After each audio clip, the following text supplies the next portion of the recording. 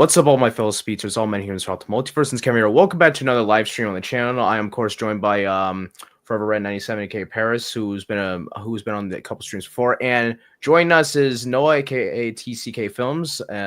He makes Cobra Kai videos as well as reviews on movies and stuff. So go check out his channel. I'll put it in the comments. And anyway, welcome to the channel, Noah, and we'll be talking Cobra Kai season 6 part 2 spoilers. We'll be going into Inside a Dojo about the little teases of part 3 and our personal part 3 theories. And if you guys want to put your personal theories on how part 3 and how the show will wrap up, let us know, and I'll pull up your comments. And we'll be going over Hayden's little Q&A. And if you have a little bit of time, we'll even go into like the little bit of the Karate movie news that was released. But anyway, how's everybody doing? I'm good. Yeah, good, man. Thanks for having me on. I'm excited to talk to you guys about this season. What's up, Trophy Productions? Welcome to the channel, and a great job on that Skyfall edit of Cobra Kai. That was amazing. Everybody, go check out his channel. He makes a lot of great content over there. And yeah, we could go into part 2 stuff. Like I said, we'll go into spoilers. So if any of you guys that are coming into the stream who, for whatever reason, have not seen part 2, get on out of here because we'll be discussing spoilers. Hey, what's up, Croft? Welcome back, man, and hope you're doing well. And yeah, we're just gonna be talking in part 2. So I guess we can go in our general consensus. How are our overall thoughts of part 2, like rating and whatnot? I thought it was good. There's certain things I didn't like, but we'll probably get into that. Well, at least one thing I didn't like. Yeah, I had a great time with this season, and I found myself every time rewatching it. I like it a little better every more. Obviously, I think it's a little bit of a slower start. I think it's trying. I feel like a problem is the format with the 3 different parts. Like at the beginning of this part, felt like the need to recap what happened in part 1. Yeah, and I think you don't need to because it's still one season. But then once you get past that, the season was great. I loved it. Yeah. What's up, Garrett? Welcome back to the channel. And yes, I love that locker room scene. That's probably one of my favorite scenes in the entire show. Yeah. Season 1 vibes. Who are we? Miyagi-Do. Miyagi-Do.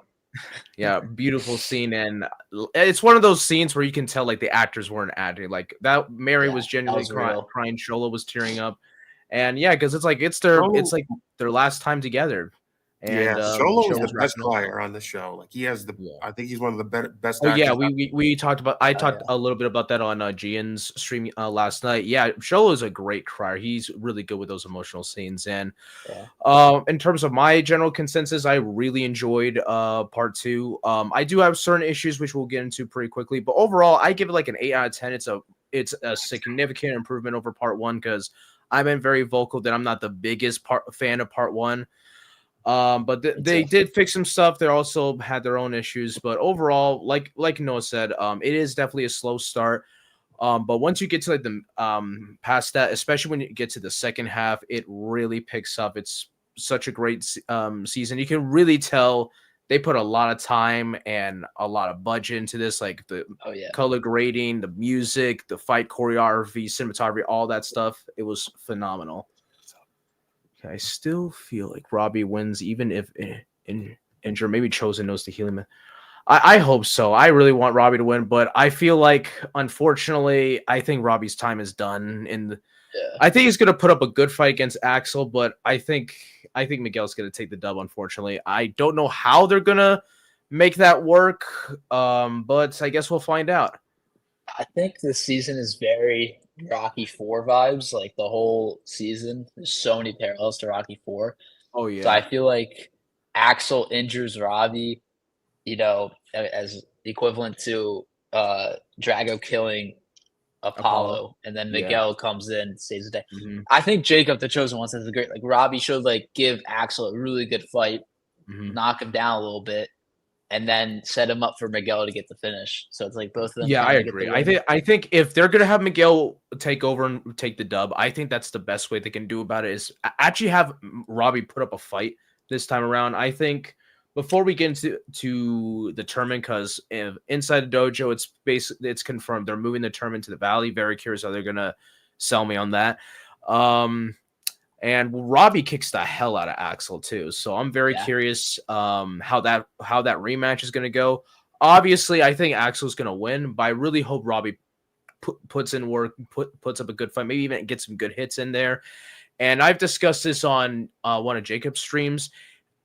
How I would do it is I would have Robbie, like, he continues to fight, even though he probably realizes he can't beat Axel, to either A, weaken him some way, or B, he discovers like a weakness or an Achilles heel in Axel's fighting style. He tells Miguel said weakness, and that's how Miguel finishes it. That's how I think they should do it. If they're going to have Robbie start, Miguel finishes it. That's how I think they should do it. And I still don't want Miguel, because my biggest concern is Miguel's going to have a much easier time. I liked it where they made it clear that Robbie and Miguel at this point are basically equal. I want this to be the toughest fight Miguel has ever had, because Miguel has always kind of, I don't want to say Miguel has been invincible, but throughout most of his fights, Miguel hasn't gone up against somebody that is so vastly ahead of him in skill, unless you want to count Xander. But I mean, he only had like experience over Miguel, and that's about it. Like every time Robbie and Miguel fought, it was very neck and neck throughout most of the time.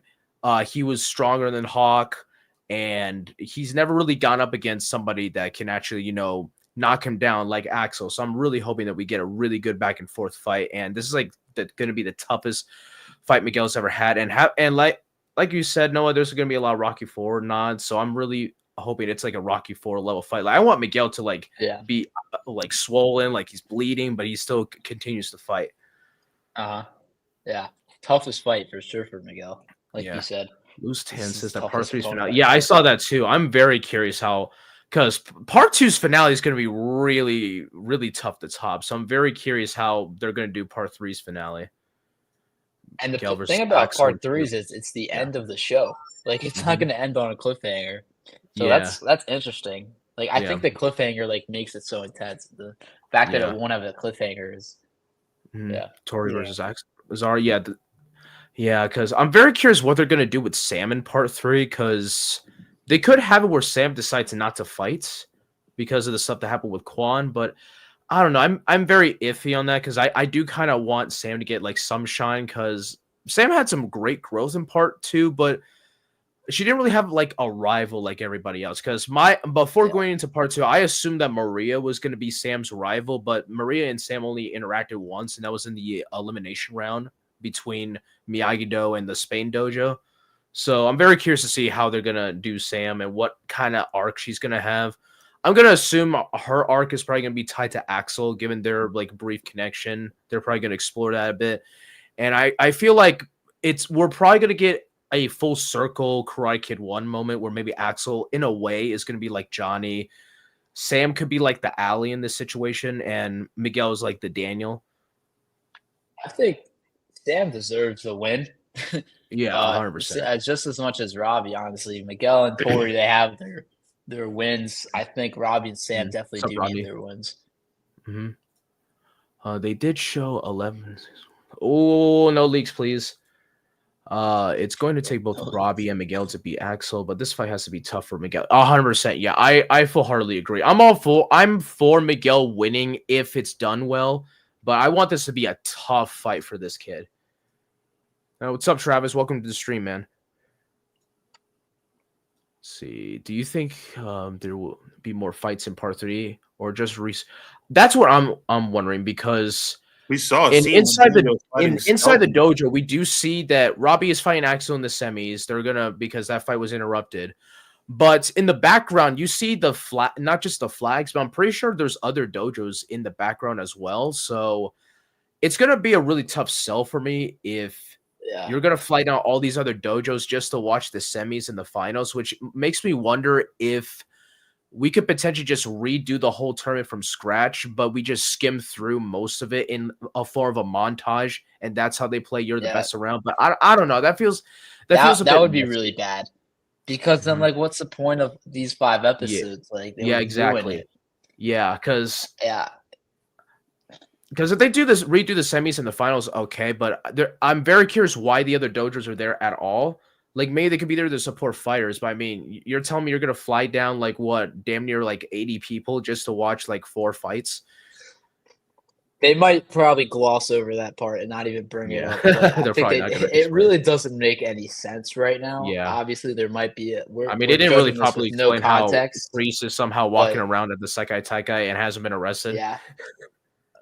We're judging this with no context right now, but I don't know. It really doesn't make any sense to me right now. Yeah, I think if they're not gonna have Sam win the captain's division, that's probably gonna be her arc, is have her tie to Axel, because that could be how we get a little bit of tension amongst the team, because Sam is the only person that knows what Axel's going through, and there might be like disagreements how to handle Axel. Say, hey, we need to take this guy out, but Sam might be more sympathetic given that she knows his background, and we're probably going to explore more of Axel's backstory, because obviously we know that Wolf is abusing him, and it seems like Axel is very closed off for the most part, except for when he had that interaction with Sam. But I'm pretty sure we're going to get into more of that, like maybe he was abused as a child by his parents or whatnot or something, because we're still missing a lot of context, and I hope we get more expansion on Axel, because like Axel served his purpose in part 2, but I want a little bit more from his character. Also, we got to see with how he deals with like a kid dying right in front of him, and like he's definitely going to feel some type of guilt.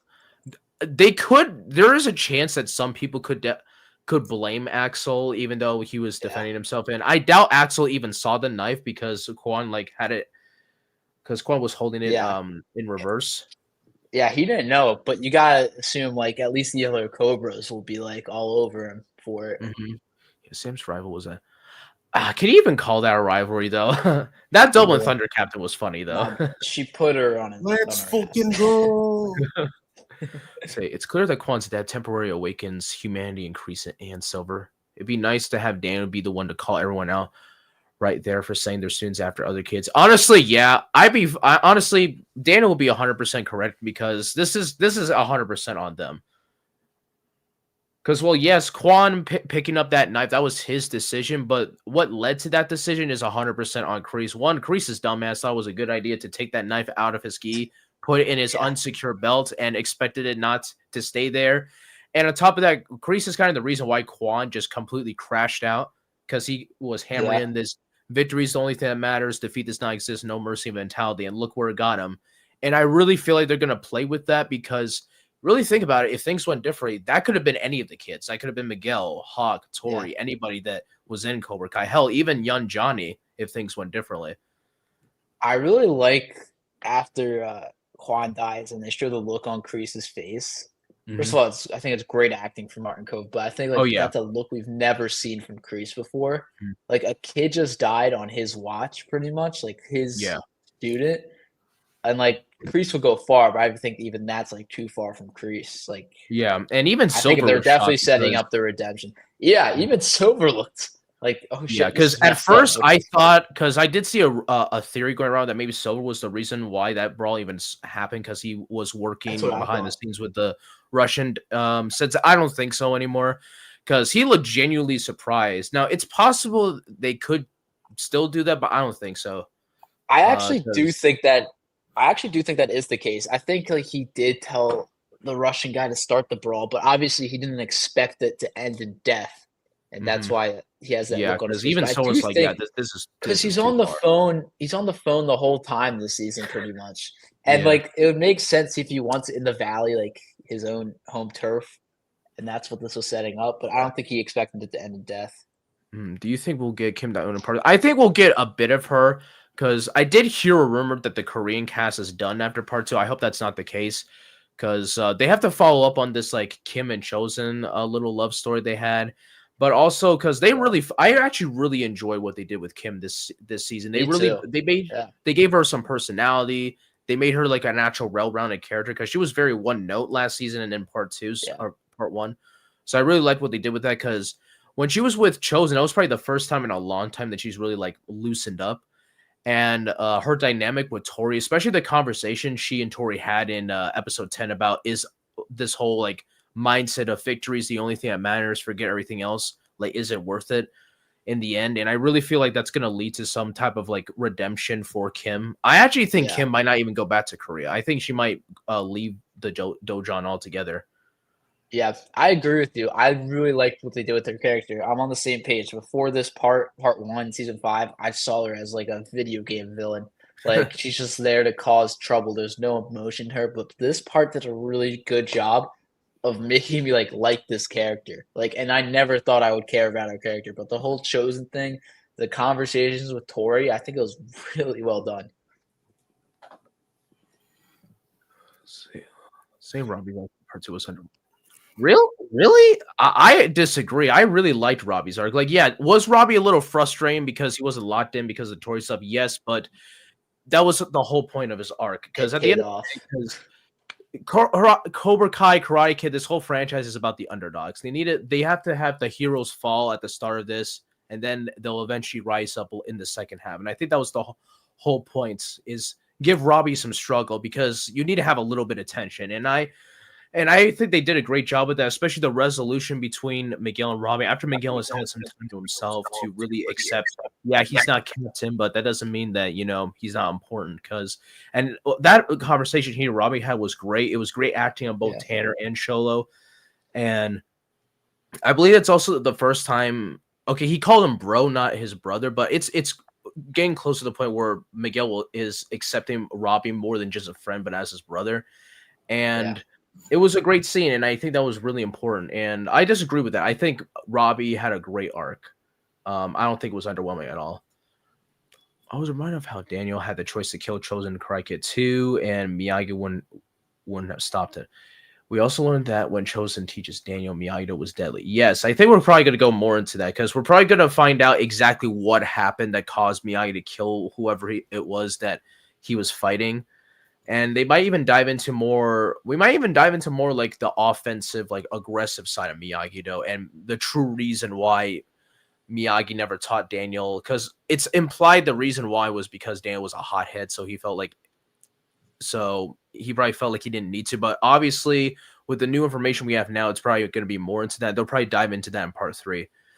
Kwon's death is going to give me, because I agree. Yeah, it is going to set up redemption. I'm fine with a Kreese redemption if it's done well, because I've always been on the fence on how they're going to handle it, because I thought they were going to do it in season 5, because the way season 4 ended, it kind of implied, that he was going to get a redemption, but that didn't happen. Yeah. So it all depends on execution, because on one hand, I feel like it might be a bit too late. On the other hand, if it's written well, I think it can be fine. It all depends. How's it going to go over with him and Kim? Because they both seem to be not like at 100% in their no mercy thing. So are they going to have contention, or is it just going to be between Kim, Kreese, and the grandfather? Yeah. I don't forget that Johnny just saved Kreese there. I think that's going to be part of it. That changed Kreese's mindset on him, that, maybe he thinks Johnny does care. And I think a small part of Johnny still cares about Kreese. Deep down. Yeah. And I think or he wouldn't have saved him there. He would have let Silver Billy even him off. I think before part 1 even came out. I thought Johnny that. I'm very curious how they're going to handle it. I don't think, because I know people are going to be worried, maybe Kreese can try to manipulate John. I don't think that's going to happen anymore. I think Kreese might go away for a bit. Hey, Dark Chosen, what's up? I think Kreese will go away for a bit to kind of really think, because this is on him. A kid died on his watch. That's 100% on him. So we're probably going to see the show explore that side of him. I think him and Johnny will have some type of truce, but they won't fully reconcile until by the end of part 3. Yeah. Going back to what you said, I thought Johnny fought Silver because he wanted a rematch. He said it. He said, "I owe you one," because he lost the last time. That's part of it, because originally I think he was just following Kreese because he saw that Kreese was walking away. So because I didn't think he expected Silver, because when he walked in, he saw, Silver's there, so he's just gonna probably fight him. I think it's part of it. I think it's mostly. I just wanted to say one thing about Kwon's death real quick, because I did notice a lot of people wondering why Tori was upset. Like, why would she be upset over Kwon being dead? Because guys, she literally lost her mom. That's gonna what I thought about. Like, that could have given her, could have triggered her. Yeah, now she lost her teammate, Like I know Kwon, even though like Kwon was a jerk, but at the end of the day, Kwon was still a kid, and like Kwon was crashing out, but like he 100% did not deserve that fate. So that's definitely gonna have a big effect on a lot of the characters, even some of the people that didn't even know him. Even Miguel, because let's not forget. Yeah, even Miguel. Yeah, because that's gonna trigger Miguel because that could have been him back in season 2. Like, man, even Silver was like surprised and shocked. Like, wow.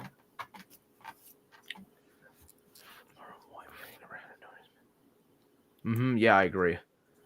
Am I the only one who thinks that Johnny might actually like reopen Cobra Kai? Because I just it's gonna happen. I think that's the direction they're gonna go in. I'm very curious how they're gonna.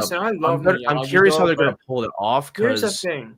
I'm worried that it will undo some character development for John, but it all depends on execution. But here's the thing that people forget: the show is called Cobra Kai for a reason. I feel like this whole time it was because of this. That's why I was like, because the whole show, like the whole premise of the show was Johnny bring back Cobra Kai and taking it into a better direction. He will learn. So you know who I think the finals will be? I think the finals will be Cobra Kai versus Iron Dragons. Because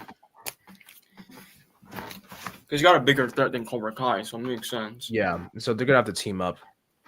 I'm fine with that. Like I feel like Daniel will be okay with that now. Now honestly, at this point, I think Daniel will be okay with it. He probably will be weirded out by working with Kreese initially, but I think he say, hey, we gotta do in order to take down Silver.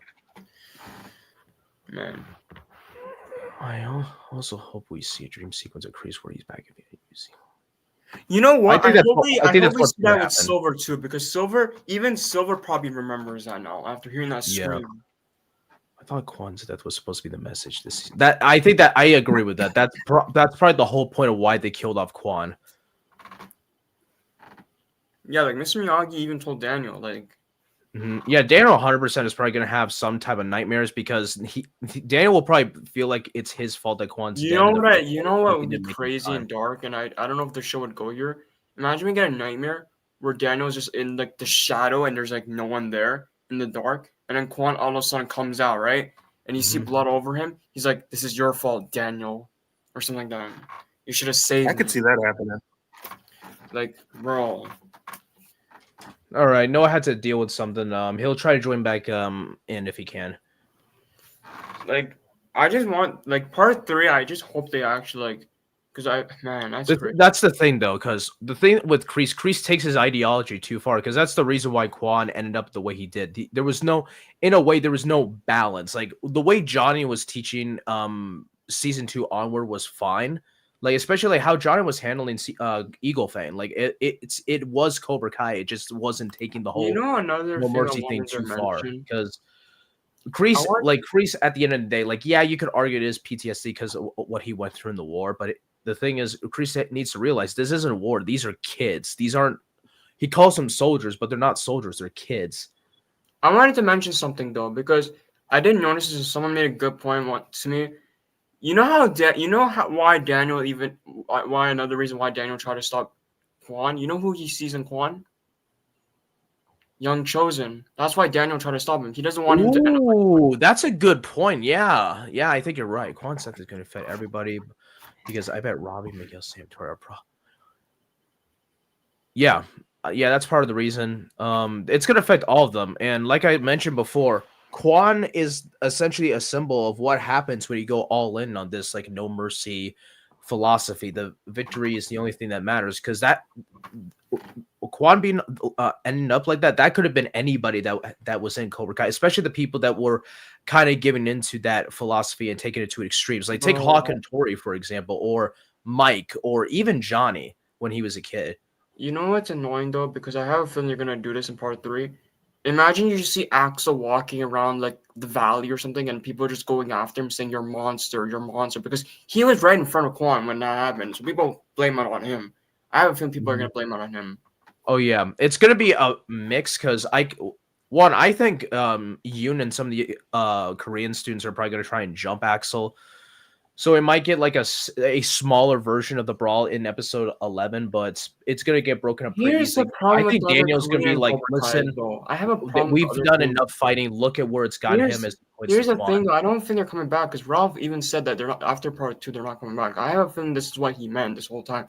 Like I hope we at least see them for episode 11. At least episode 11, because we need to see what they think about this. Like we never saw. I would hate it if they just cut, like they do an off-screen time skip and everybody's just back in the valley. I want to see Yoon's reaction to this. Like I know Yoon didn't like Kwon, but what would he think about this? Because yeah, Yoon kind of seemed like he warmed up to Kwon afterwards because he was with him. He helped him try to jump Robbie in the brawl, Sam and Axel. But Yoon also seems to have like a goodness in him because like the way he was with Tori, like he was always hyping Tori up, and Yoon even tried helping Tori up during the elimination round against Tiger Strike. Here's my thing, real quick. Kreese, you should have just let Yoon be the captain. This is kind of your fault. If Yoon was the captain, it's 100% Kreese's fault. Like even Kim said, Yoon should be the best student. Mm-hmm.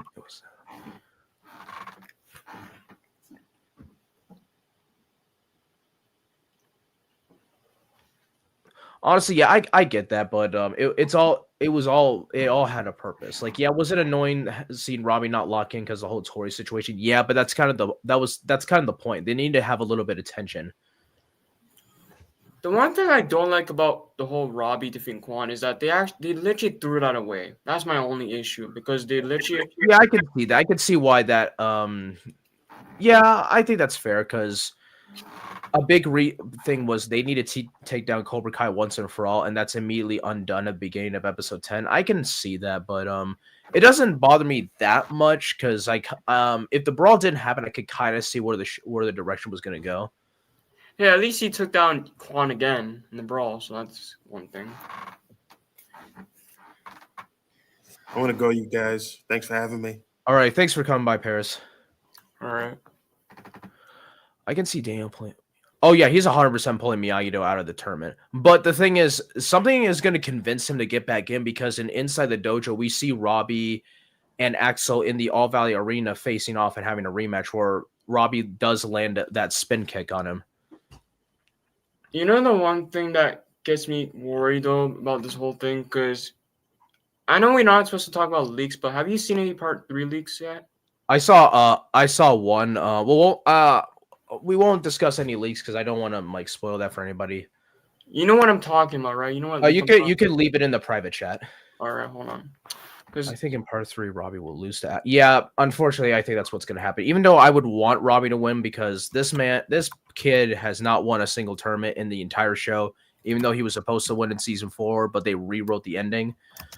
I really want him to win, but it's not going to happen. Unfortunately, I think Robbie's time in the sun is over. I think his rematch with Axel, that's going to be it for him. And he's going to get taken out of the tournament, and it leaves room for Miguel to step in. Somehow they're going to have Miguel take Kwon's place. I don't know how that's going to work, but that's the direction I think they're going to go. We'll see his secret move use. That damns any. Yeah, so I think they might have to use Shisui's Roar because what worries me is that I think there's a chance Wolf is going to teach Axel the Shaolin Sunset, and they're going to need to. And keep in mind, Axel was already pretty unstoppable as is because Robbie wasn't able to land a single hit on Axel. Neither did Miguel. Even Kwon struggled against him. They're going to need all the techniques. Like they're going to need the pressure points. They're going to need the silver bullets. They need the Quicksilver method. They need everything. They need every advantage they have. They want to beat Axel in this tournament. Especially with the Duchess that I can see the old. Ooh, that could be interesting. I hope so. I did hear that Mike was done after episode 4. I hope that's not true. If it is, that it's unfortunate, but it would be cool to see Bobby and Jimmy come back. But it kind of seems I don't think it's gonna happen because it seems like Bobby and Jimmy have moved on from karate. But if they do a wedding with Carmen and Jai, I think Bobby and Jimmy will come back in that capacity. It's kind of satisfying to see. He said there's no. Yeah, I think they're moving it up. I think it's possible they can move it to either the first week of February or they might.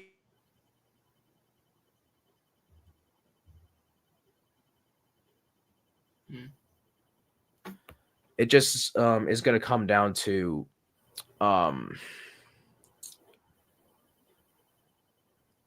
It's just gonna come down to like when they decide to release it. Now, then again, Netflix does own the stream, right? So I think it's ultimately a decision made by them. So I think we just need to wait and see when that will release. I hope, in my opinion, they should release it New Year's. That's just me though. Mm-hmm.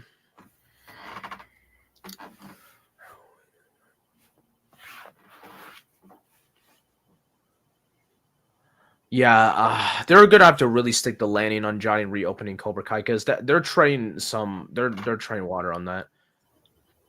I think. I think it depends because if you actually watch part 1 and part 2 back to back, they feel so vastly different. So I think maybe releasing it in this like format was always the plan. I think it's interesting because at the end of the day, I think separating it into parts, I think was a decision made by Netflix and not the creators themselves.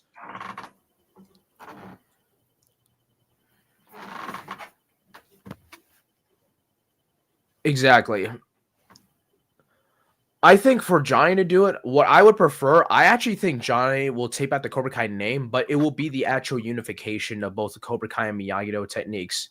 And I think he'll prove that during his rematch with Wolf, whenever that is, because even Johnny and Daniel together weren't able to take down Wolf. They're going to need all the help they can get.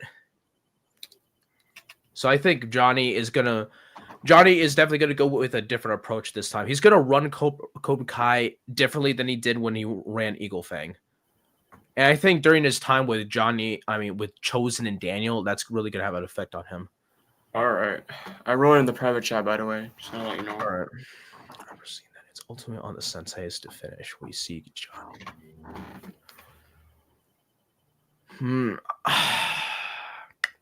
Maybe. We never know. You never know. What's up, Cobra Kai Underground? Yeah, Yuna's definitely going to crash out.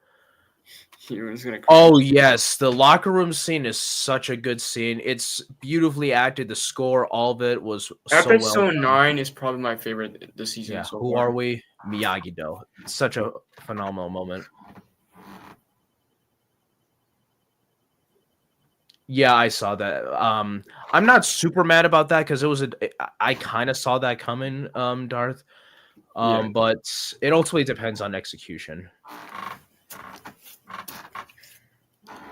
I agree. I really want that. I really wanted Robbie and Sam to get the dub, but I think they're going to give it to Miguel and Tori.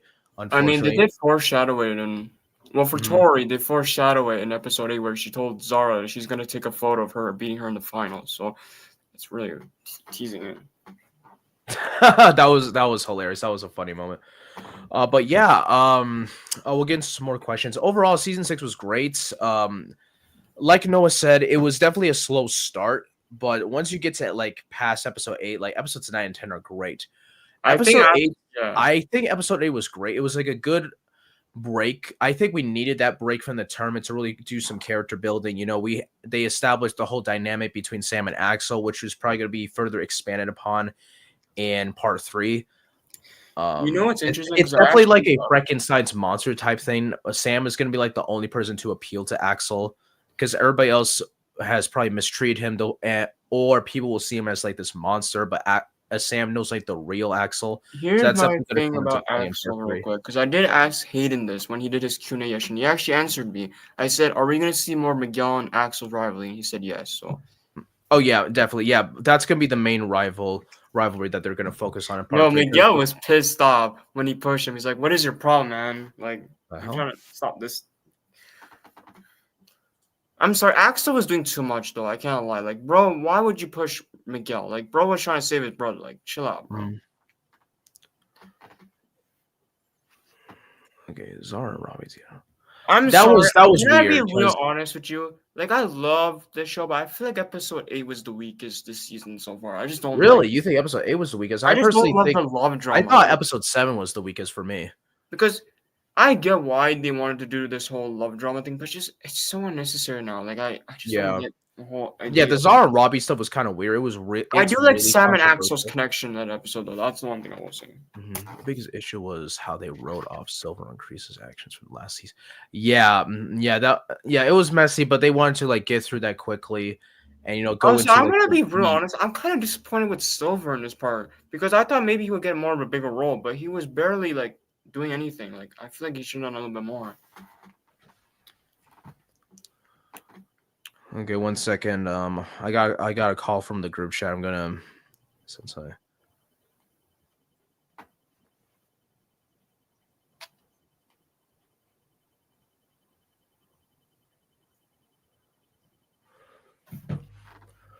Let's see. You think the tournament will be called to the? I think it's still the Sekai Taikai. They're just hosting it at the They're hosting at the All Valley Arena. Yeah, because you see the All Valley Arena banner in the background when Robbie kicks Axel. Here's the thing. I actually don't think we're gonna see a Sam and Tori fight, at least on the mat. I don't want them to do this, but I think Sam is gonna drop out of the tournament. You know what I could see. Actually, I don't think she needs to drop out. I actually think she's gonna let Tori beat her because Sam probably knows that Zara is the big deal, and she's probably gonna be like, "Okay, you can beat me this time. It's your time. It's your time to shine. Go beat Zara." Maybe. Okay, that's how I think it's gonna go. Because I feel like Sam doesn't need this win, honestly.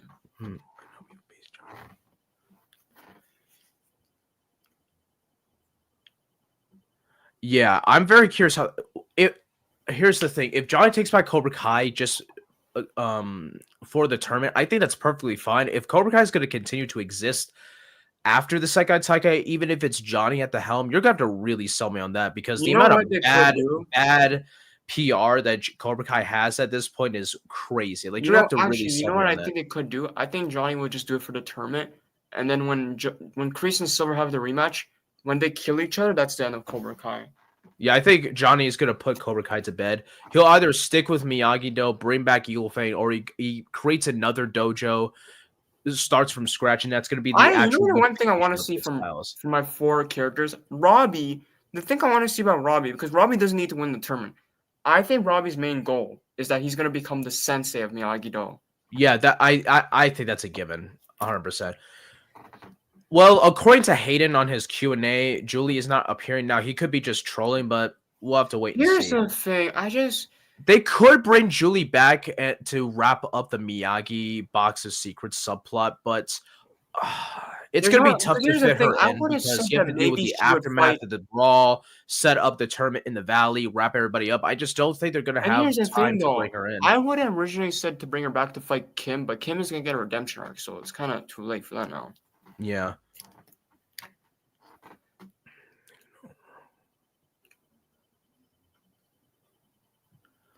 That could be a cool tool. Honestly, I wouldn't hate that.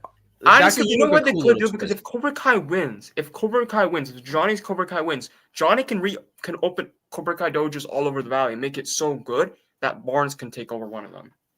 Mm-hmm. Yeah, I'm very curious how they're going to handle that because even though Johnny's Cobra Kai is probably going to come back, they're probably going to win the tournament. I think somehow they're going to find a way to where Cobra Kai and Miyagi-Do share the glory.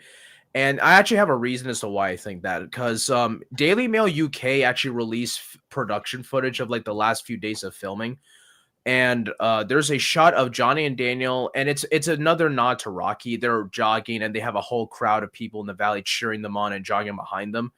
And I believe there's also some casting calls for like new young Miyagi-Do students. So Miyagi-Do obviously continues to exist, but Miyagi-Do has never gotten any new students from any of the tournaments because they've lost every single tournament. So they're probably going to find some way to have Miyagi-Do share the glory. I don't know how they're going to do it, but I think that's you know how you mentioned new students. Did you hear that there's going to be a character who's deaf and his name is Deaf Dan or something like that? Because I heard there's like a new character coming in. His name, and apparently he's a Miyagi-Do student. So you might be onto something actually. Lawrence is still rich. He has the painting still. I think he used up I think he sold off that painting to build his new store that we saw in episode 4. Bro, what is Master Kim gonna think of Kwon's death? That's my question. Master Kim's a hater. He's probably gonna put all the blame on his own granddaughter and Kreese and calling them bro's weak. gonna be pissed off. He's like, why would you do this, bro? Like, I warned you. Like, he warned. Here's the thing. Can you blame Master Kim though? He warned Kreese. He said, no, I'm not doing this whole Sekai thing. Mm-hmm. I could see Master Kim blaming. Oh yeah, 100%. That's probably what's gonna happen. I think Master Kim could even kick Kreese out of and tell him to never come back. Can you blame him, honestly? No, I'm not gonna blame him in the slightest. And I don't know, maybe Master Kim can die alone because honestly, the fact that man is still alive is insane to me. Like that man is imagine over 100 years old. You know how funny would it be if he's just in Korea sitting down and he's watching Kwon's death on TV? That he has like this small TV. Mm-hmm. That'll be funny, actually. Now I'm thinking about it. Yeah, that's what's gonna happen. They're gonna work together. Do you think? That's been confirmed by Hayden. So yeah, the dojang is on an island. So we'll probably go into like the Q&A stuff later. But yeah, it's been confirmed. Kwon, Yoon, they all live there.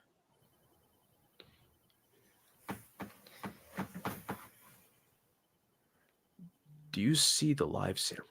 Oh yeah, I saw that. That was so great. Shout out to Ralph. He deserves it. I mean, Ryan, you never know. Maybe Master Kim has and the fact that they put his star next to Pat Morita's that's so great. You never know, guys. He probably has a TV. Master Kim probably saw that brawl. Honestly, imagine how funny would it be. Hold up, imagine he's just meditating, right? He's meditating and he hears. It's gonna be like Sensei Wu with the incense where he used to see those visions, like in Ninjago. It's gonna be something like imagine this. Like he's just meditating, right? He's watching. While the brawl is happening, he's meditating, and then he hears Kwon screaming. He opens his eyes. He's like, "What the?" Yeah. Snakes. Listen, I don't really see a reason to bring Snake in. Plus, Snake's dead, and I think that's just that. We should just leave it. That plus, Snake wasn't even that relevant of a character anyway. That's a good question. Does Kwon have parents? Like, I wonder what Kwon's. So here's the thing. I've been seeing this go around on TikTok and Twitter. Now, I have not seen an actual source on this, but apparently Brandon confirmed Kwon is an orphan, and if that is true, if somebody can find wherever interview or podcast he was on that said that, send a link into the chat. If that is true, that's even more heartbreaking because he's not going to have any family to mourn him. Also, I'm just going to say this right now. Lee Fong is not Kwon's little brother. They're not even the same race. Let that theory go, please. Who came up with that theory? I don't know. Either Kwon has no parents or Master Kim adopted him. I think they just took him in. If it's true Kwon is an orphan, which is even more heartbreaking, they probably just took him in because they probably saw his potential and allowed him to stay. That's not gonna happen. They all live there anyway. Bro, he's dead. Like, how would you? Dude, okay, look, I like Kwon. Look, I literally am I'm cosplaying as him right now. I like Kwon. Kwon was one of my favorite new additions. He's dead. He's gone. He's dead, man. You gotta. Yeah, they confirm Yoon comes from like a family of students at the dojo, but allegedly Kwon's an orphan. I don't know now. That's a rumor that I've seen. I have not seen an official source on that. If anybody can find official source, if that is true, let me know. Because apparently Brandon said then like in either an interview or a podcast or something. That's sad if you think about it. If that is true, for Kreese, Kwon's death is similar to. Oh yeah. I mean, here's the thing though. It's not that Kreese. It's not Kreese who's probably gonna get flashback from that. I think Silver's the one that got flashback from that because Silver was like, "Whoa, like." Honestly, yeah. Like, I think Kim, if she's in part 3 at all, she's gonna leave Korea. I don't think she's gonna go back. You know how people say they're both Asian. They're not the same. Okay. You know what's interesting? Koreans and Chinese people are not the same. I want to say one thing, by the way. People say Chosen's gonna kill Master Kim. I love Chosen, but can Sensei Kim kill him? Because it makes more sense. Like Sensei Kim killing her own grandfather. Like, come on now. It's gonna happen. It's being set up. It's probably gonna happen. I mean, it all depends on execution. No, I think Sensei Kim is gonna kill her, Master Kim. I think she's gonna kill him because it makes too much sense. Like even Tori kind of teased it in episode 10. If you think about it. Yeah. But overall, we can probably go into the actual episodes. Like I didn't. So episode 6 is pretty brief. It's like the setup episode. Everybody's in Barcelona. They set up the rivalry with Kwon. It's a pretty good starting point. Episode 7, in my opinion, is the weaker episodes because I think like some of the subplots in episode 7 kind of dragged it down for me. Sorry, like, it's still a good episode.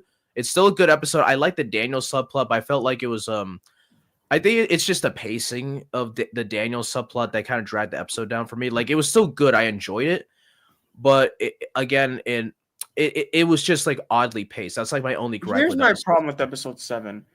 Why are we dealing with Daniel being locked up in a cage? A dog. That's wild to me. Like he gets kidnapped by like Spanish cartel. Did you know there was actually a leak of that? Apparently, someone leaked this, said that Daniel was gonna get kidnapped by someone. Yeah. Like, I didn't think it was real. Yeah, same here. Yeah. No, the fact that there's people that are blaming Sam for Kwon's death. Like that's crazy to me. She didn't even do anything. Exactly. It's Kwon's own fault. He picked up the knife. Like, I swear, people love to hate on Sam for the dumbest reasons I ever seen. I know, like Sam was great this season. She did nothing wrong, and people say, "Oh, Sam was leading Axel." Oh no, she wasn't. She was showing him fucking empathy. Okay, that was the whole reason. Sam is probably the only person that. Why do has people have a problem with Sam having friends? Like, why do people have a problem with Sam being friends with someone? Like, I don't know. Like, and here's the thing: y'all know that guys and girls can just be friends. Like, that is completely possible. So ridiculous. People need to use their brain more. Mm-hmm.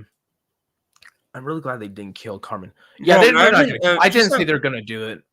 Now, it was possible they were gonna have a miscarriage, but I'm glad they didn't go down that route. Just imagine, bro. Like, damn. Mm-hmm. But yeah, episode 7. I did think it was a cool addition to get Dennis back, even though like I said, like Dennis is not that great of that big of a character, but it was still cool to see him back. And the actor is still guy, like he's been training, so it was cool. It was a cool addition. And episode 8, I love that fight, by the way. With episode 8, like I'm just gonna say this, episode 8 was a really horny episode. People were getting together with everybody. The whole Dimitri. I'm sorry, but I'm just gonna say this. Yasmin is low-key a bad girlfriend because I feel like Yasmin is partially to blame why Dimitri's been such a dick this entire part.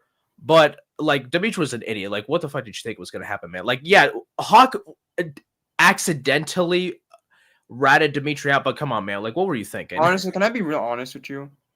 I actually like Dimitri and Maria together. Honestly, bring her back. I'd be fully on board with it. Hey, Maria's cute. Hey, if they bring back Maria, hey, have them get together because Yasmin is not interesting anyway. And bring back Diego because him and Hawk teaming up was so cool. Oh, that was cool. I wish they gave Diego lines. I want to see Diego and Hawk have like a cool little brotherhood. That could have been interesting. Yo, like, oh my god, the hair, bro. Spanish Hawk. Bro, I'm sorry. Kwon is such an idiot, bro. Like, bro, literally told Robbie, "Oh, I'll keep her warm tonight." I'm like, bro. Kwon, yeah, that was a really controversial decision on the writers. Like, bro needs to leave Tori alone, okay? Yeah. I thought the relationship was kind of cool in season 3 because it was so unexpected, but after that, it just stopped being interesting. Bro, I don't care about Yasmin, honestly. Mm-hmm. You know, here's the thing about this scene. Yeah, it's also a great shout, Underground. It's also a callback to not callback, but nod to Rocky. And it's not only that, but when she told Miguel to win the second Tekken, that's clearly a foreshadowing that Miguel was gonna win. Like she literally foreshadowed Miguel's win in part 3. So yeah, it's basically confirmed at this point. It's gonna happen.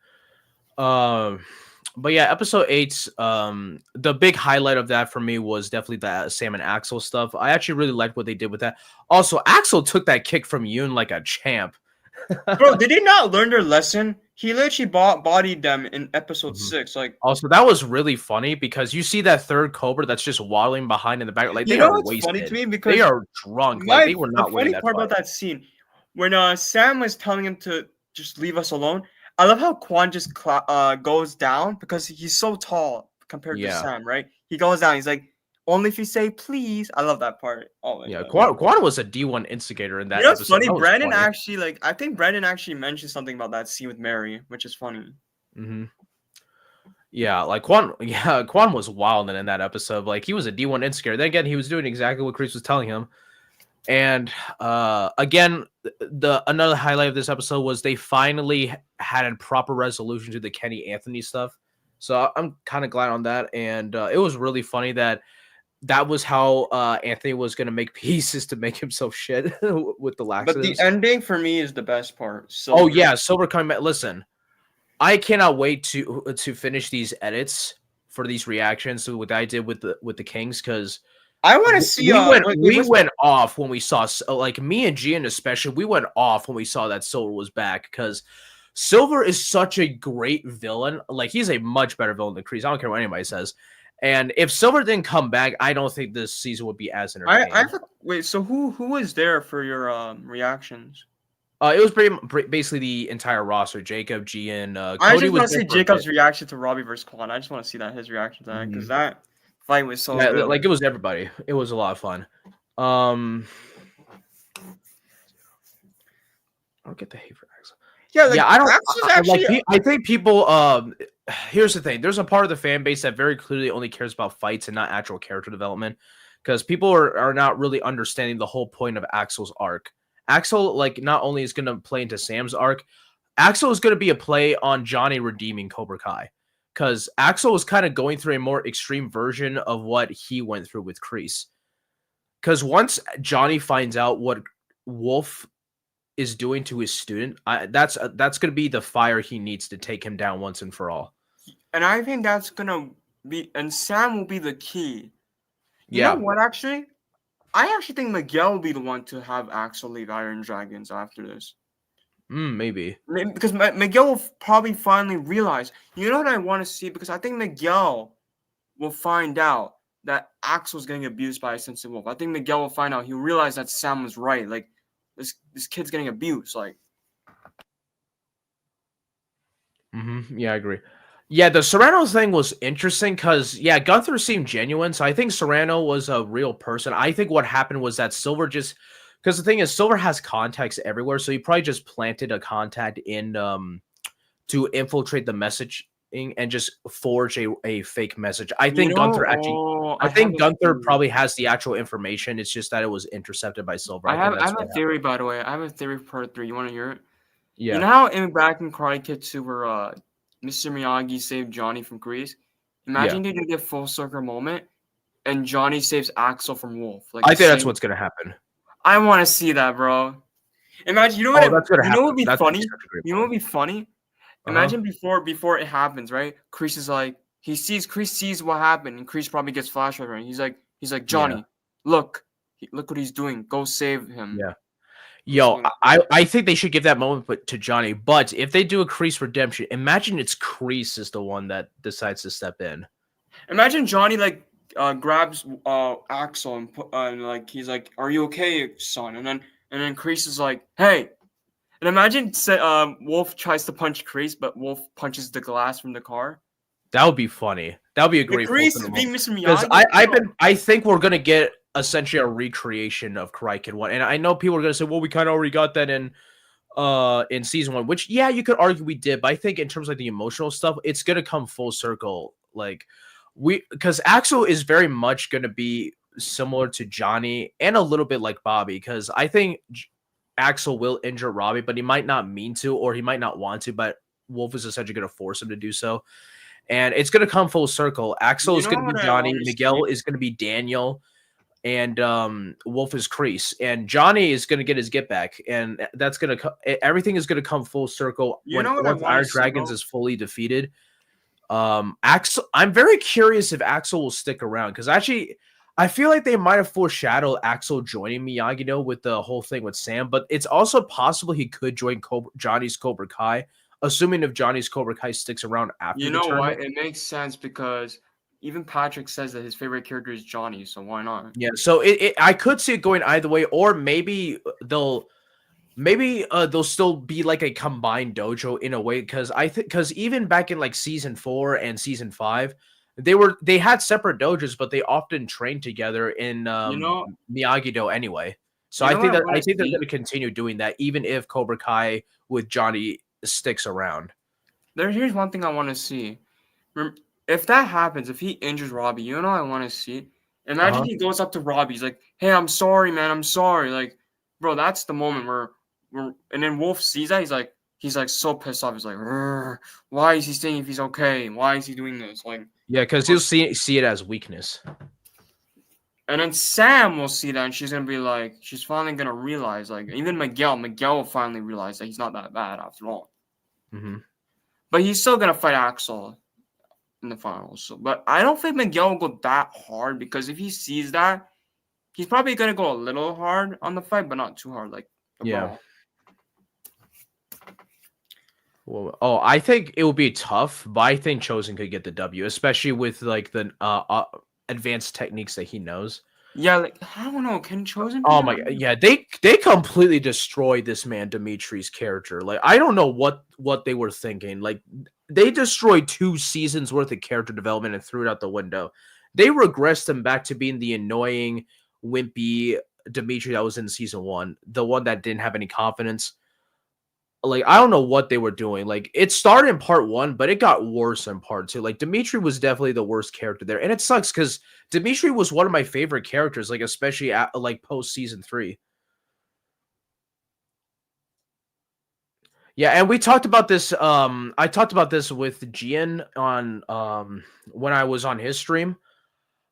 Like Dimitri not trusting Kenny makes 0 sense. Like if it was Hawk, that would have made a little. I could understand that because they had a little bit of beef, and Hawk was didn't trust Robbie initially when Robbie officially went back to Miyagi-Do in season 5. So if it was Hawk that was the one that didn't trust him, I would have understood that. Dimitri, that just feels really out of character to me. Like I don't know what they were thinking with that.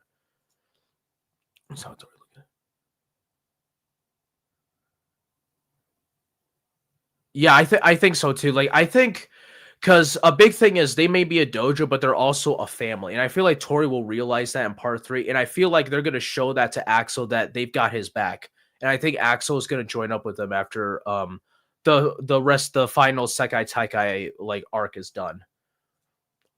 What if Johnny fights Wolf in the tournament to save Axel? Oh, you know what? I could see it. I think that would be a cool moment.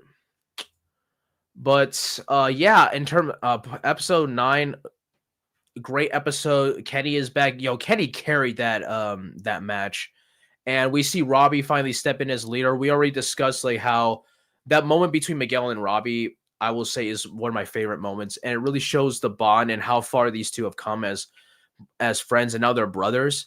And like even though Miguel's not technically the leader, he's second in command. Let's be real. It's like Batman and Superman or Captain America and Iron Man. And with we see Robbie, he's coming to his own as a leader and puts his trust in Kenny, and it makes sense. Kenny is Robbie's first student. He's his protege, so it makes sense. And it was such a great moment. And the middle finger scene with Silver was amazing because you could tell Silver deep down was impressed, even though he decided to choose Miyagi-Do over Iron Dragons. And we talked about this before, but in my opinion, the best scene in the entire and one of the best scenes in the entire show, and definitely the best scene of season 6 so far, the locker room scene. We Are Miyagi-Do is such a beautiful scene.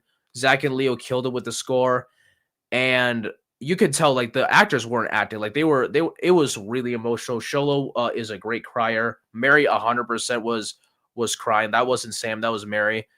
And they're right, because after the Sekai Taikai, they'll finish up high school, and there's a good chance some of them might not see each other again because they're going off to their own journeys. Miguel will either go to Stanford or some other college, because I think Miguel will leave the Valley at the end of this after he graduates. He'll probably come back at some point, but I think he's going to see what else is out there for him. Sam will go with him. Dimitri's going to MIT. Hawk is kind of up in the air. Hawk will still probably go to college. But maybe not MIT, but somewhere else. Robbie and Tori are probably gonna be the only ones out of the main 6 that are probably gonna stay in the Valley. I think Robbie is obviously gonna stay with Miyagi-Do. I think he's gonna take over as sensei for Daniel. He might even take over the dealership someday because I mean Daniel's gonna have to pass that down to somebody eventually.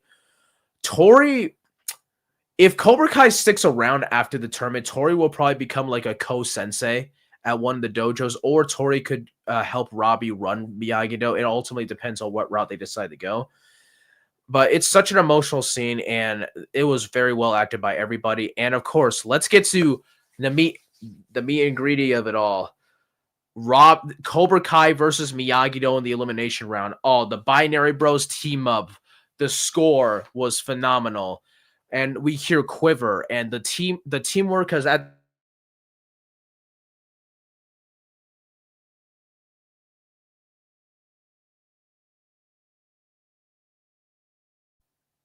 Okay, I'm back. I don't know what's going on with my camera.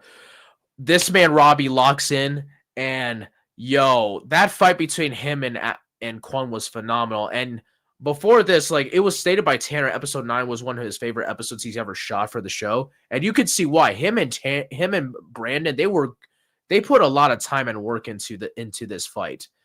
So I'm actually really glad how that came out. It was phenomenal. Robbie making it hurt, and the double jump kick, oh, that was beautiful. And Robbie finally gets his victory, and man, it was beautiful because even though Robbie is probably not going to win the tournament, he got his big moment. He got his moment to shine in this season, in this show. He defeated Kwon, and for a time he took out Cobra Kai, and it was a beautiful moment. Then we get into episode 10 with the brawl. Apparently, now according to Brandon, they did that in like 3 days. So if that is true, shout out to everybody that worked on that. And if they do not get an Emmy for like best choreographed fight, or at the very least nominated, I'm gonna lose my mind because they went all out with that brawl. And then we go into we have a great like train montage with Robbie, Sam, and Miguel's there too. I think Miguel. I really love how Miguel was kind of like the voice of reason for Johnny and Daniel, and he's bringing everybody together. But the brawl was phenomenal, and everybody got their shine. Kenny and Devin got their shine. Robbie and Miguel. Miguel's beef with Axel was hilarious. I love that. And Hawk and Dimitri teaming up with the Spain Dojo was great. And even the senseis were getting in on this. Chosen and Kim teamed up. Johnny and Daniel teamed up on Wolf. Johnny saves Kreese from Silver, and it was just a great scene. I'm very curious how they're going to top this in part 3 because according to Louis Tan, who plays Sensei Wolf, it's crazier than part 2. So I'm very curious how they're going to top this. And then we of course get to the final moment. Kwon falling on the knife, he dies, and it's unexpected. Now I did get spoiled on this, so I am a little annoyed I did get spoiled on this, but even so, like, I think they handled it pretty well. Now, if it's for shock value, I'm gonna hate this, but I actually do think we already talked about Kwon's death a good chunk at the beginning of the stream, but I can see the direction they're going with Kwon's death. He's gonna be like a lesson to what happens once you take this whole mentality and philosophy too far. Kwon's death is probably gonna lead to Kreese's redemption in part 3, and it's gonna have an effect on everybody. Like Daniel is going to feel guilty. Tori, everybody is going to feel some type of effect. And if the rumor of Brandon being in part 3 is true, he's probably going to be like a ghost figure that haunts our characters in like nightmare sequences. In fact, I actually think that's what's going to happen in that scene in Inside the Dojo where we see Daniel fighting the skeletons, which is a callback to Karate Kid 1. I think one of them is going to rip off that mask and it's going to be revealed to Kwon and saying, "Oh, you couldn't save me," and I feel like I'm very curious to see how they're going to handle that, but they're going to really need to handle the aftermath really well because, there's no going back after this. They killed a kid on this show. This is like the first, what I think this episode, the first big on-screen death. I say this is the first on-screen death because I do not count Captain Turner's death. That was a dumb death anyway. This is like the first on-screen death that they've done, and it's a kid. Here's one thing I will say about episode 11. I feel like episode 11 will give you that vibe from season 3, episode 1, Aftermath. That's what's gonna give you that vibe. Yeah, it's gonna be darker too. So, see, Tori's mom told her the importance of not relying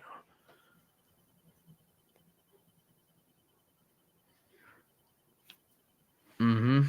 Yeah, that's a good Tori point. might actually. Tori will probably understand Axel. Yeah. Yeah, that was a great moment. A great acting from Charlotte. No, you know who had the best acting, and I might go. People might call me crazy for this. when Brandon was screaming at Axel before. Oh no, Brandon was killing it, and I believe this is his debut acting role in like a professional production. And Brandon killed it as Kwon. They could not have found a better person to play Kwon. I can't imagine anybody else in that role. That part where he has the knife and he's screaming at Axel. That scream, man, like, bro, this went on. No, like Brandon, like he killed it. Brandon was definitely the highlight, not just as a martial artist, but from an acting standpoint, he killed it. He was like I actually put him up there like top 3 actors of part 2, in my opinion. Bro, when he fell on the knife and when he was screaming in pain, I was like, bro, this dude went off. Like, yeah, and everybody heard that too. Literally, everybody stopped fighting.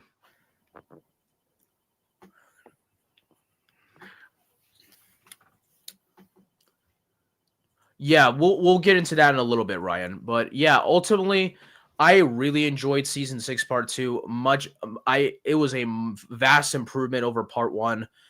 Because like I said, I put part 1 very low on my list because I just have so many problems with it. No, don't get me wrong. Part 2, I still had issues with. Johnny and Daniel still having beef is stupid. Even after they had that reconciling scene in episode 9, they still go back to beefing at the beginning of episode 10. I thought that was dumb and unnecessary. Dimitri really pissed me off. Like, I feel like they destroyed this man's character development. I don't know what they're doing with that. I think the whole Hawk and Dimitri beef was a little bit too dragged out. And there's just a lot of unnecessary tension. And again, some of the love drama stuff did kind of get on my nerves, but it is what it is. But ultimately, I still think Cobra Kai season 6 part 2 is a solid like 8 to maybe 8.5 out of 10. I'm gonna say like part 1. From what I can remember, I gave part 1 a 6 out of 10. I completely agree. Brandon killed it. I gave part 1 a 6 out of 10. For part 2, I'm gonna give it a 7.5. Just because I can't get over Dimitri, bro. He gets on my nerve. And I will say, Devin shocked me. Devin shocked me. I completely forgot about that. I'll go into this for a bit. That scene with Devin and Johnny in episode 7, like Una killed it. Like she did a great job. He was a lot better in part 2, I will say. Yeah. Oh yeah, Devin surprised me because people know that after episode 4, Devin became my least favorite character in the entire show. Like I wanted her out of there. But they still utilized her well, even though she was on the sidelines. And she you know what's crazy? And this scene is where I liked her. She sacrificed herself in that the top like the elimination round against Dublin Thunder. That was phenomenal. W Devin, honestly. Yeah, she was great. And honestly, I think that sacrifice really helped them because that person probably would have taken out Hawk. Devin would have been next. Think, you know what? People can call me crazy. I think Miguel and Devin carried the team. Honestly, yeah. And when Kenny came back, Kenny 100% carried the team. Yeah, like too. Those three carried the team. I don't care what it says. Like, yeah. All right, I'm taking my gi off. It's getting hot here. But yeah, overall, great. We did cover some part 3 stuff. Just another rundown of the Inside the Dojo stuff. Billy is directing, and Hayden confirmed Billy is directing episode 12, which we do see a scene of in Inside the Dojo. It's of Daniel, Chosen, Amanda talking to some blonde woman. Now we don't know who this is. Hello. It could be Shannon. That's possible.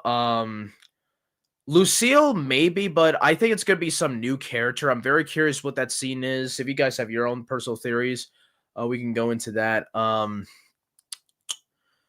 And we also get to see Daniel battling the skeletons, which I think is a dream sequence, and Robbie kicking the hell out of Axel. That was fun to watch, and it's confirmed the All Valley will be hosting the rest of the Sekai Taikai. So I'm very curious how they're going to play that. And we kind of already went through our part 3 theories. If you guys have any other part 3 theories, drop them pretty quickly. But anyway, I'm going to pull up the Twitter real quick, and we'll just go over anything Hayden pointed out in his Q&A. So I would share my screen, but for some reason I can't get Twitter to work on my PC for some reason. Okay, so first one is Miguel and Axel's rivalry being. We're going to see more of that. Hayden confirms yes. And Hayden, so somebody asked Hayden about Hilary Swank returning as Julie Pierce. Hayden says no, but Hayden has known to troll the fans, so it's possible he could be lying, but I guess we'll have to wait and see. He did comment on spinoffs. He said hopefully, and I think they have plans to do spinoffs, but ultimately, It has to come down to if Sony and Netflix will okay it and will approve it. Then we'll get some more information about that.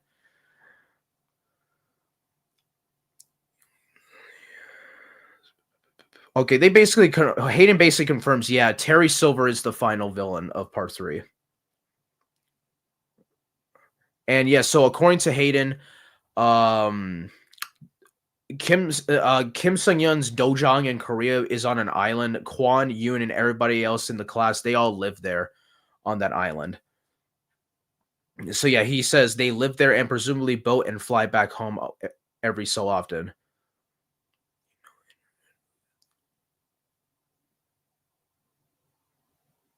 Oh no, this is interesting. So somebody asked, do you know in your head who is the champion of the Taikai tournament out of Miyagi-Do? And thank you for bringing us a great TV series. Hope to see more spin-offs in the Miyagiverse. And Hayden responds with Robbie. Okay, so there you go. There's your answer right there. Let's see if I can. There you go, right there. There, from one of the co-creators themselves. Robbie is the champion of Miyagi-Do. There you guys have it. Which Sensei characters are your top 3? Okay, he says Silver, Daniel, and Johnny.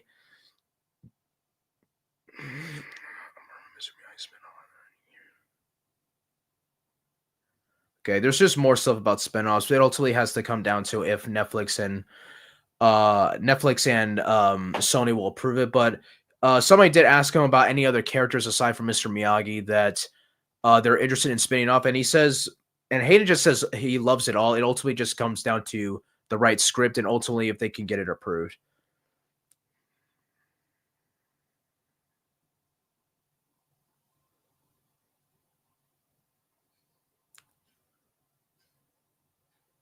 Okay, so it is confirmed that we will see Master Kim again. It's confirmed by Hayden that we will see Master Kim's reaction to Kwon's death. So very curious to see where that is going to go.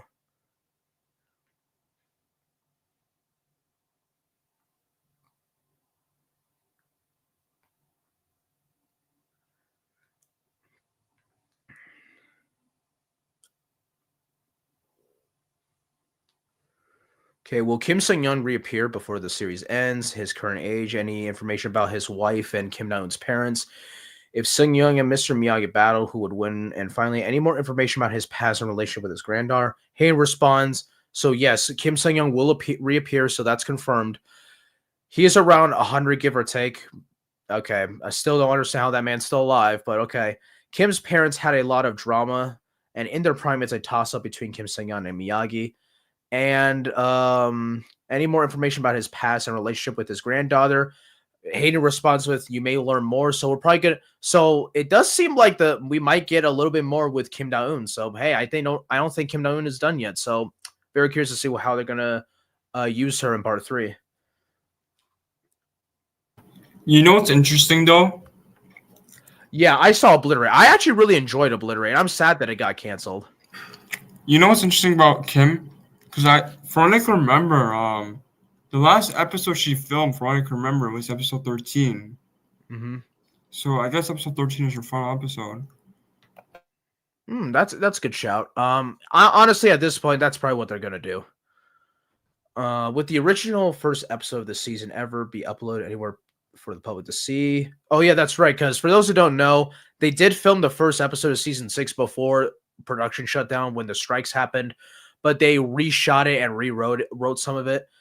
And Hayden responds with, no, we won't ever see it fully edited. But, it doesn't seem like it was that vastly different because there's a bunch of alternate scenes like Robbie meeting up with Kenny and Anthony or Kenny and Sean at the high school instead of at the arcade. And here's the funny part, and though. Chosen and Johnny were supposed to have like a different version of their fight.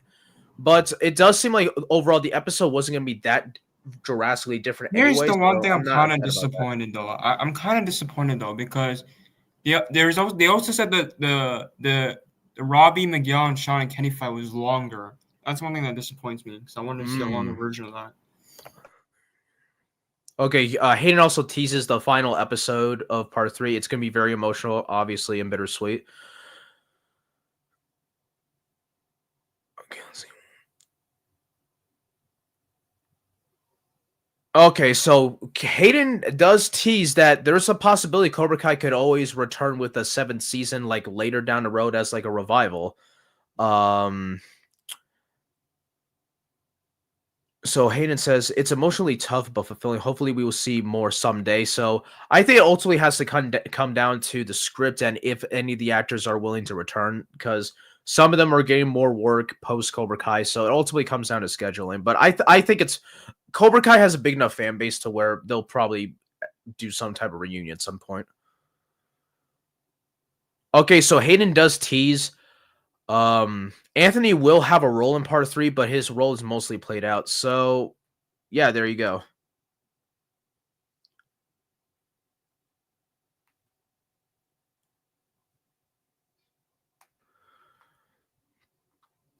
Okay, so it does seem like the runtime is going to be mostly the same, which is a little disappointing, but it is what it is. Bro, I'm kind of disappointed with the finale though, because I wanted the finale to be 1 hour. Can they at least make that finale like 55 minutes or something like that? Because if they can make it 55 minutes, I'll be okay with that.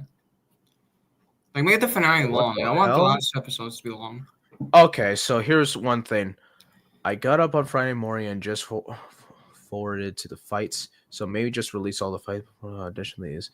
Is it Cobra Kai sometimes dies as the motto now? And Hayden responds, we'll see how long Kwon stays dead before changing the motto. Please don't do what I think you're going to do, Hayden. Okay, so I guess there's a chance Kwon's not dead. You're going to have to really sell me. If Kwon somehow survived getting stabbed in the heart, you're going to have to really sell me on that. How can you survive a knife? That doesn't make any sense. Don't do another. Okay, I think he's trolling. I'm hoping he's trolling. Because don't do another Miguel thing. You know how Miguel woke up from his coma? Like, I get why they did it because he's the main character. Okay, so will Robbie and Tori have a happy ending? Why does it seem like you hate them both? Hayden responds, I don't hate them. Last I checked, they seem to make up at the brawl. Okay, that's not really an answer. But I do think Tori and Robbie will get a happy ending. Even if Robbie doesn't win, Tori will probably win it big, but I do think both of them will have satisfying conclusions. You're telling me that Johnny is gonna cure Kwon's heart?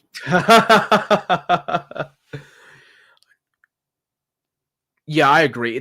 We're not gonna get that for a while. It's probably gonna be like one of those like reunion seasons, or they'll probably do it in a form of like a sequel series or a limited series. Kind of, I feel like they're going to do something similar to what they did with Prison Break after they made what was it season 5 or season 6, like years later. They're probably going to do something similar to that, where it was like several years later after the show wrapped up.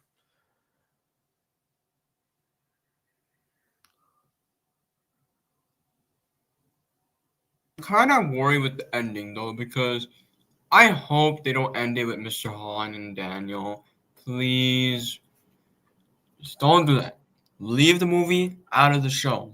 Okay? Let's have I don't think they're going to, because for one, the movie was being put together like before the creators even knew about it, and two, the movie was being filmed in Toronto anyway, and Cobra Kai for the most part is filmed in Atlanta. So I don't think they're gonna. They could have like just imagine how funny would they could have a little setup, but then again, it's confirmed. So we're gonna get into this anyway. It's confirmed that the Karate Kid movie is gonna take place 3 years after season 6 of Cobra Kai. So but I wouldn't hold any. I'm just gonna say, don't hold your breath about any Cobra Kai characters showing up. They're not going to. I'd be shocked if anybody. You said 3 years, right? Yeah, so maybe in their junior year of college. 2022, 2023? Yeah. So they'd be in like their junior year of college. I don't think we're going to see Miguel, Robbie, Tori, Hawk, any of those Maybe Daniel mentions them. But he might mention them, but I don't think it'll be like by name. He'll probably just allude to it, or we could see like a picture or some of the characters like in the background of a scene or something. Maybe we see Sam. Maybe we see Sam in the back, like a picture of Sam in the background. Yeah, that's something. Like the only character I could see appearing is Amanda. That's really about it, and Johnny. But if Johnny's in it, if Johnny is in it at all, it's probably gonna be like a brief cameo. Like maybe he's talking to Johnny on the phone at the end of the movie or something. Or maybe if the movie does well, they could tease Daniel taking Lee to the valley and meeting Johnny or something. That could be interesting. Okay, what can we expect from Hawk, Robbie, and Miguel in this next part? Teamwork and friendship. Okay, so we might see some more scenes of that trio. I'm down for that. You know the one thing I hope they mention in the movie? Maybe they will, maybe they won't. Because imagine we see like the scene where Daniel talks to the kid, like the new kid, right? He's like, how do we beat these like villains, right? And imagine Daniel mentions, "Hey kid, I defeated a villain before. His name was Terry Silver." Like imagine he mentions Terry Silver. I mean, I think they could use that because Terry's not a Cobra Kai character because he originated in the movies anyway. So I think like people from the movies will be mentioned, but I don't know if like people from the Cobra Kai will be mentioned. I think Silver will have a name. We will get a name drop of Silver in this one, like tease. Or like, okay, here's something interesting. Someone asked Hayden favorite scene to shoot this season, and he said it's in season 6, episode 13. That's interesting. I'm gonna assume that's where the start of the All Valley Sekai Taikai. Because I said this wrong. I think episode 13 and 14 will be the end of it. Because if you look at the yeah, I think so. Because episode 15 is going to be the epilogue or the true ending. Everything's wrapped up at this point. We're going to say goodbye. Here's the thing. I did notice this actually. I was looking at IMDb, and the final episode that Axel's going to appear is episode 14. So it makes sense. Yeah. Okay, there's more teases about spinoffs, but ultimately that's kind of like outside his control. It ultimately comes down to if those spinoffs will get approved or not. Will Chosen Kim not continue? Okay. Will Chosen and Kim Da-eun continue to be a couple in the final 5 episodes? Hayden responds with, "You'll have to wait and see." We'll see it. We'll see 100%. Because I'm fully on board with the relationship. If I'm being honest, a big message in the show is letting go of the past in order to move forward with your life. And I ultimately think that's what's going to happen with the whole Chosen Kumiko stuff. He'll remain in contact, be friends with Kumiko, but ultimately he'll like move on from his crush with Kumiko and get with Kim, which I'm just going to say if they actually stay together, if they're endgame, they have kids, those kids are going to be badasses.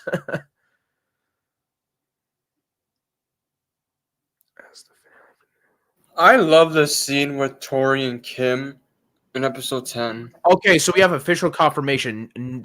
There is going to be no tie-in to the Karate Kid movie. Okay, thank you. I don't want to see anything about that movie. Yeah, so we got confirmation from Hayden himself. There was going to be no tie-in to the Karate Kid movie, which I kind of assumed anyway because they didn't even know the movie was happening in the first place. Wait, what the? Okay, that's okay. So I guess we're doing multiverse now. What? So according to Hayden, the movie is same universe, different timeline. I don't know how that's gonna work. I think they're probably just saying that because they weren't told that the movie was happening. I think that's it. I don't think because even if it's canon, I doubt they're going to I doubt they're gonna reference anything. It's probably gonna be a mostly self-contained story. Okay, so Hayden teases that Mike might show up in part 3. He says you have to wait and see. So fingers crossed. Fingers crossed. Mike returns. I kind of do wish he appeared in part 2. Like, oh yeah, me too. I think it would have been cool. They could have done. They could have had a compilation of different people watching. Here's the thing I want to have done. Imagine he watched the brawl, and he saw Kwon's death, and Mike Barnes is like, "Daniel, I warned you. Like, this is gonna happen." And Mike Barnes is right. People died in this tournament. That's why I love Mike Barnes. He's always like telling the truth, like most of the time. Yeah.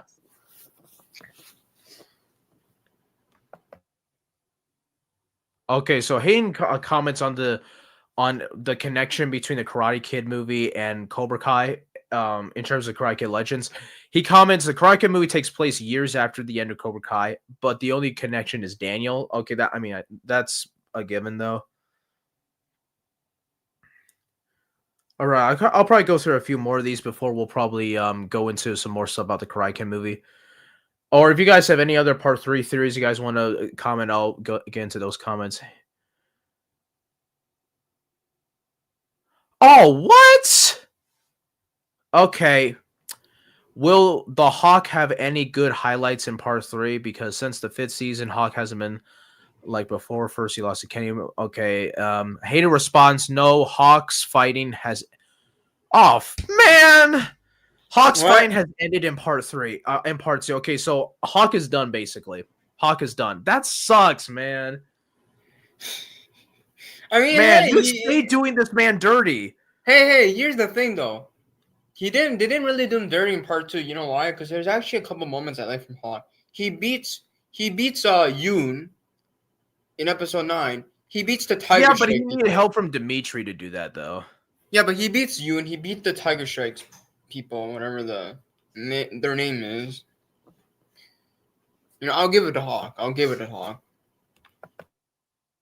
Okay, so Hayden does tease something about Sam and Miguel that their love will be put to the test. Now, before somebody says that, oh my God, Sam's going to cheat. No, it's going to be Axel. That whole thing with Axel is going to come in between the relationship because Sam is going to give Axel the benefit of the doubt and believes Axel can be helped, but Miguel says, no, you got to forget about him. And that's probably going to be where they disagree. I think that's going to be the extent of that. There's not going to be any more like love triangle BS.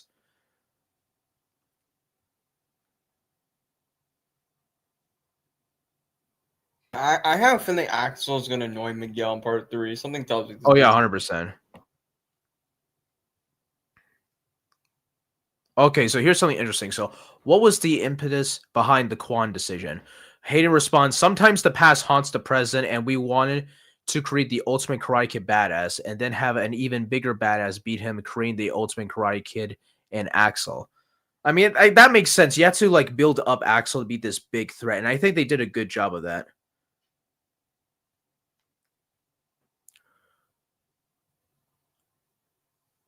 Okay, interesting. Is Robbie ever going to get his chance standing at that podium? And Hayden says yes. So I think that confirms my theory that Cobra Kai and Miyagi-Do are going to share the glory. Thank you. We need that. This whole time I've been saying that we need those two dojos to really share the glory. Okay, he teases spinoffs again.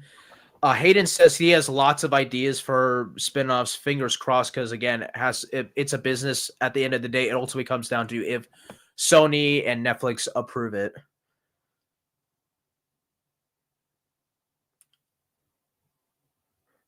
Okay, what happens? Okay, let's see. Anything new? Oh, okay. We have obviously seen that part 1 was the build up to the Sekai Taika. Part 2 was the Sekai Taika. In your opinion, does part 3 have the same amount of hype action storylines and arcs for each character to end the show? And Hayden responds with, the last 3 episodes are a hype train that flies. Okay, so I think episodes 12 and 13 and 14 are the Sekai Taikai in the Valley, and episode 15 is obviously the true ending. So that makes sense. Yeah, episode 11 and 12 is probably the aftermath, I would say. Yeah. Which I'm okay with that. More confirmation, because, I mean, we already know this. He confirmed Zara will return. I mean, it's obvious. They have to finish off against Iron Dragons. Yeah.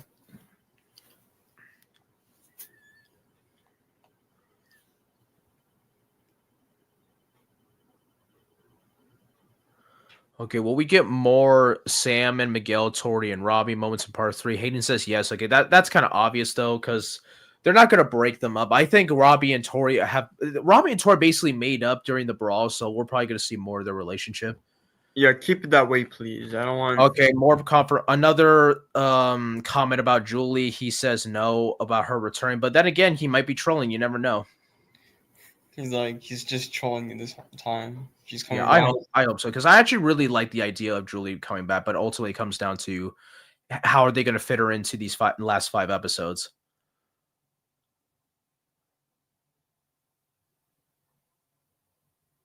Plot twist: she has her own dojo, and she's gonna be in the Sekateka in the All Valley Arena. Yeah, they could find a way to fit her in. They could simply she would see Miyagi-Do competing on live TV, so you never know.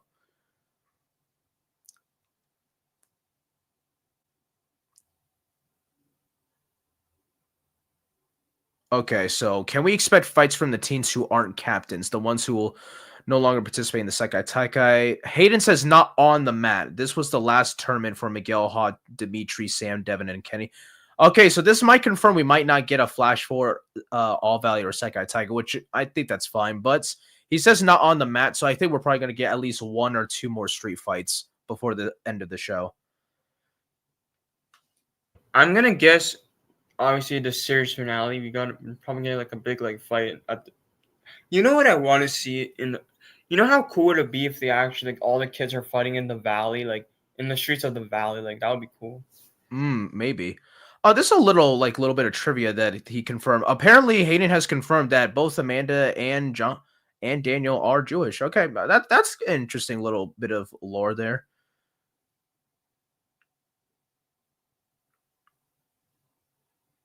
Oh, okay. So it kind of seems like they confirmed releasing this in 3 parts was always the plan. Okay, I thought it was just a decision made by Netflix. And the reason why, my guess is the reason why they did it is because it's the final season. They don't want to end the show right away. Like,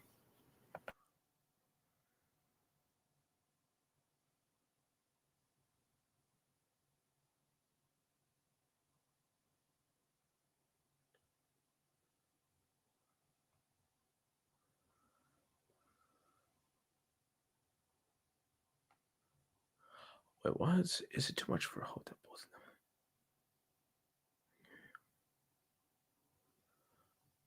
Okay, Hayden says about the trailer for part 3, probably a month before it comes out. I think he said the same thing about part 2. So now they took off the release date because February 13th was originally the release date for part 3, but they changed it to coming 2025. So if it comes out, if they decide to have the rest of the show release in January, they'll release the trailer in December. Ultimately, it comes down to which month it releases. Okay, confirmation we will see Moon and Hawk again. I mean, cool, but let's be honest, I don't think anybody really cares about them anymore.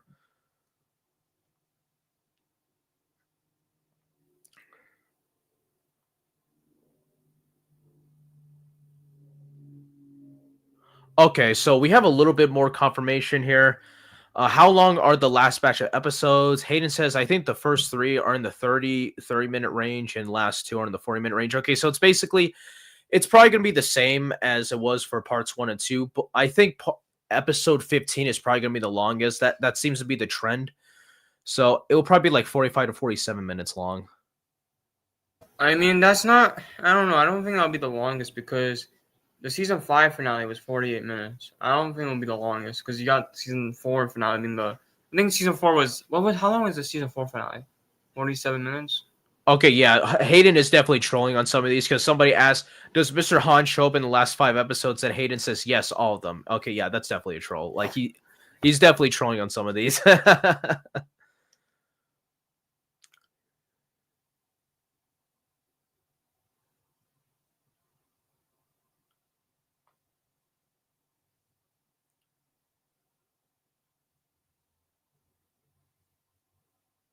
Okay, so here's something. Is Terry Silver going to remain alive at the end?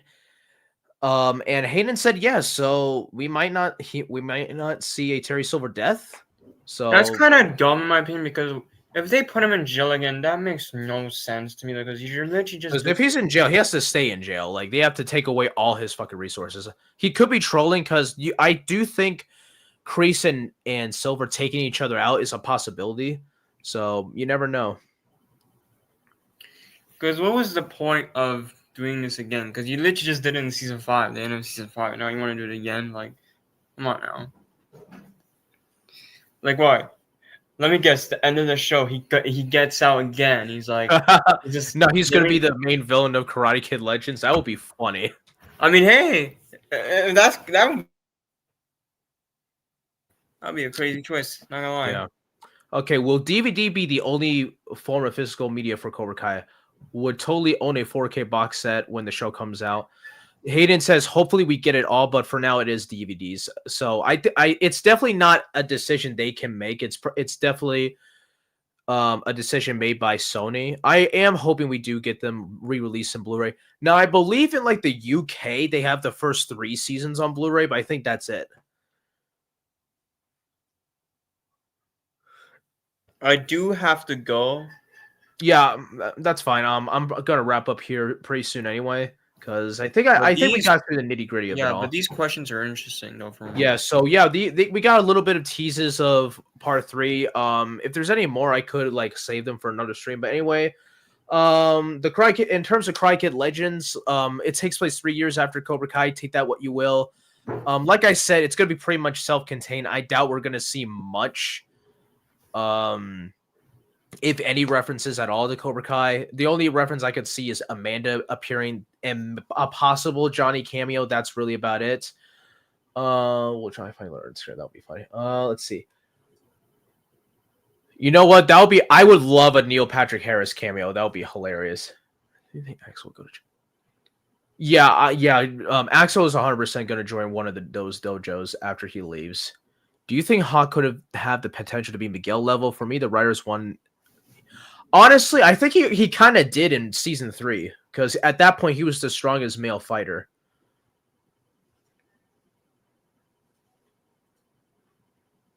Yeah, that's a perfect ending to me. Even if Miguel gets the final victory, they'll share the glory as brothers. Oh, they did? Okay, I didn't know that, Ryan. Let's see. I think Silver will kill Kreese when they are fighting, and that's why he goes to jail.